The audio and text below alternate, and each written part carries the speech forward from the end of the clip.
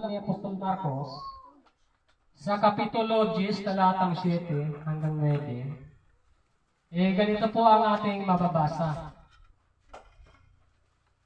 Maganda na kasi.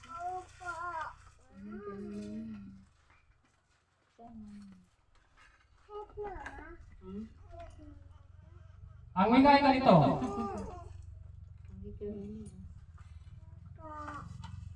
Na dahil dito iiwan ng lalaki ang kanyang ama at ina at makikisama sa kanyang asawa. At ang dalawa ay magiging isang laman. Kaya hindi na sila dalawa, kundi isang laman. Ito po ang unang payo sa pag-aasawa, mga kapatid.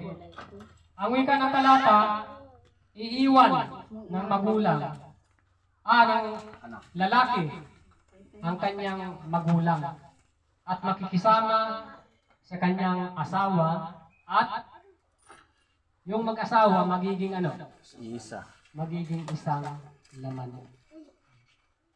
Yun po ang unang payo sa mga kapatid. Ibig sabihin, kapag ang magkatipat ay nagsama bilang mag-asawa, iiwan nila ang kanilang mga magulang at magsasama sila bilang isang laman. Kaya, bilang isang laman, dapat, ano ang mangyayari sa mag-asawa? Kasi isang laman na kayo. Manatili ang Manatili ang respeto.